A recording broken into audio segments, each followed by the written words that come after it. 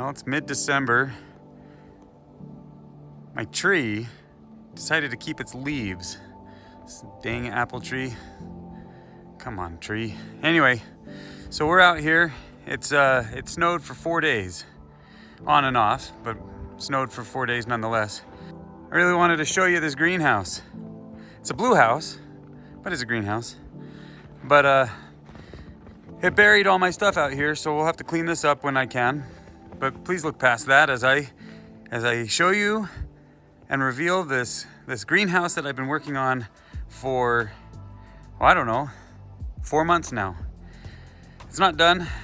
I've got some trim to do on the outside to make it look better, but it is pretty sealed. Let's go ahead and walk in.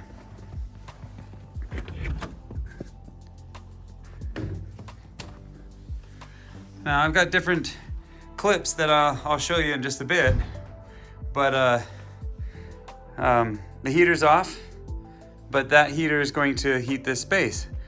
And just with the sunlight alone, today the high is supposed to be about 20 degrees Fahrenheit. Right now it's about 17, but in here it's 48. But yeah, oh, I'm so excited for this. So this greenhouse I've been working on for 4 months. I've wanted a greenhouse for so long. I've wanted to grow stuff in the winter. I've wanted to do my bees, which wasn't ideal in the winter. So long story short, I've been trying to justify a greenhouse for more than 15 years. And I have these plants which were dying. They were struggling to survive the winters in my garage. So I put them in the bathtub. They brought bugs in the house, and so my wife kicked them back out to the garage where they were gonna die. Yeah, I'm really excited to show this.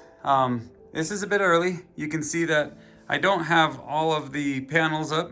I've got some R10 to put on the walls right there. And I'll explain all that. I'm so excited for what this is going to do for my trees and what I wanna grow in here. What I really wanna grow in here are some tropicals, such as chocolate and vanilla bean, the chocolate trees, vanilla bean orchid. We've got plants for a banana in here. We've got my 3 plumarias that I've got. My daughter's got an avocado she wants to put in here. As well as this will be a good place to start tomatoes and other longer growing season things that we put in the garden outside. But the other thing that I'm going to end up using this for is this will be my little workshop outdoors where I can tear things apart. I won't do my forge in here. I don't want to ruin my ceiling tiles, but I'm so excited. I can't tell you how long this has been coming. I've got a whole list of people I want to thank. Instead of making everybody sit through my little thanking ceremony. 52 degrees. Since walking in here, it's gone up 4 degrees. I've only been in here for about 5 minutes. So this is going to keep climbing throughout the day. And as the sun reaches its peak, and you can kind of see where the sun is right now. It's right there. It's kind of bright.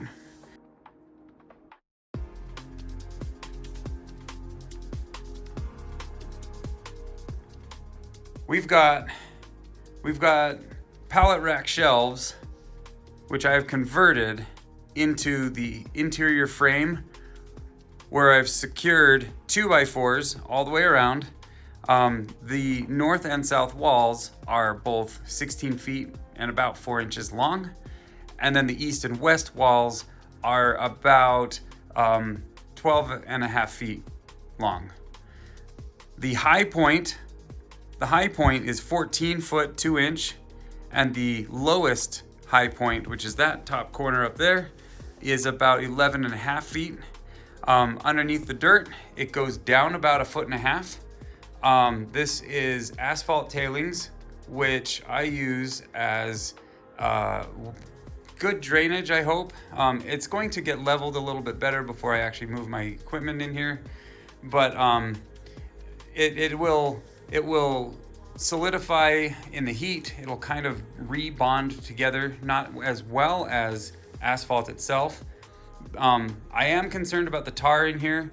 Carcinogenic factors of tar are serious things. So I am aware of that, and I want to keep an eye on that. But for what it is, we've got the tailings in here. They'll allow drainage to go down through the floor.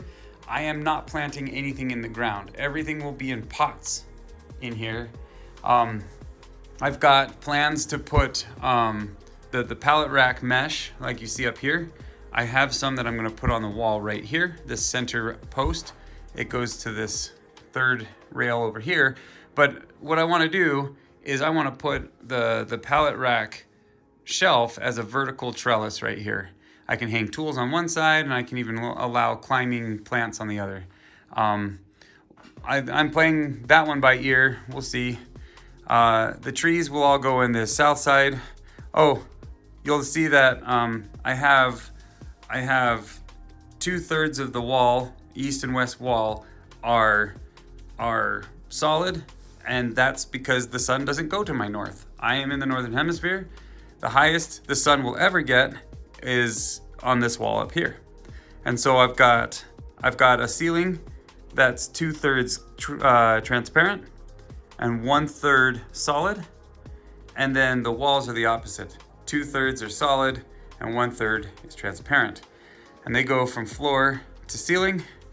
And it's kind of a crazy mess of lines in here. But yeah.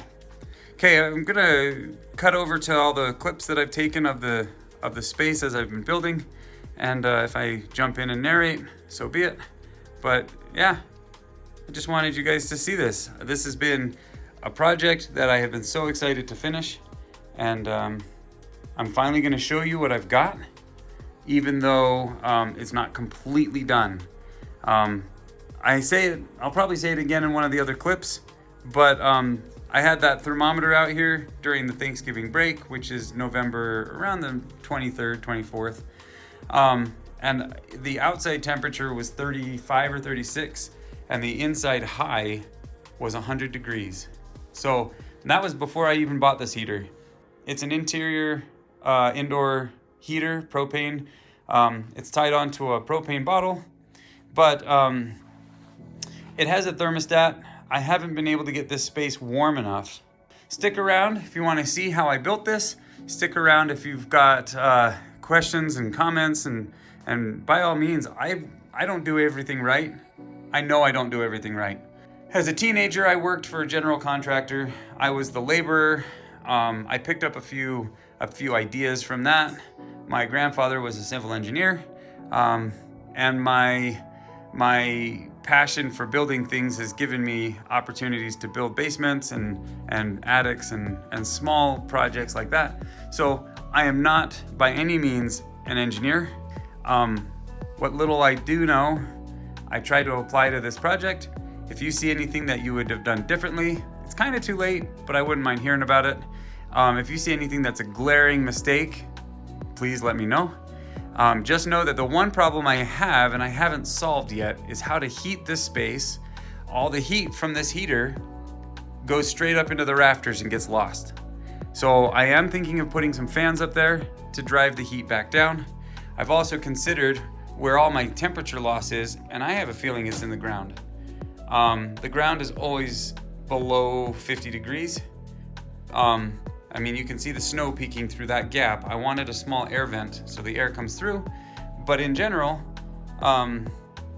this rock is really, really cold. And I've been thinking, well, maybe I'll run some heating pipes through it, and then as my furnace kicks on right here, my little heater, maybe what I can do is run the pipes above it in a way that would heat up the water or the liquid. I was thinking an oil base or an antifreeze type. But if they leak, I really don't want that liquid running through here. If it was water, then it's just water. But a leaking antifreeze or a leaking oil, I really don't want. But I also don't want it to freeze.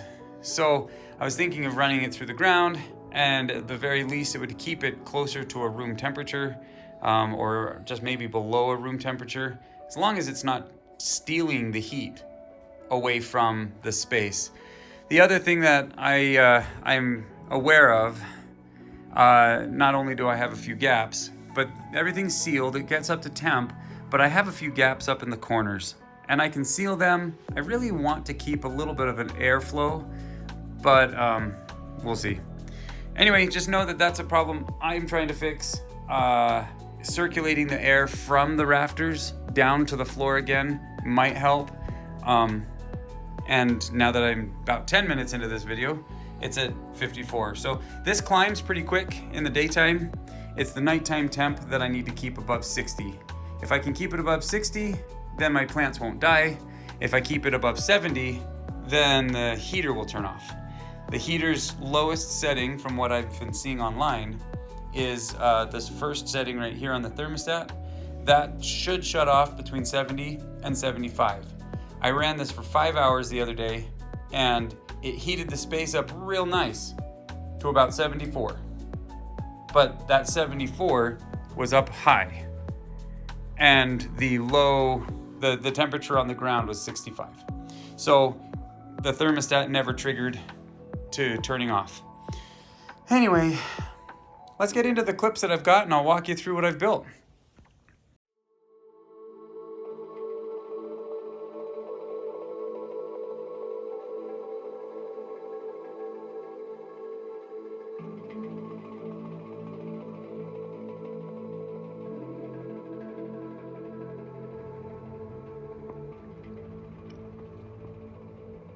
So I'm taking these single panels and I'm combining them into 2 panels on a first strip, and the edges are sealed with caulk, and it's got a support to make kind of like a thirds type deal going on. Here's one that's halfway done.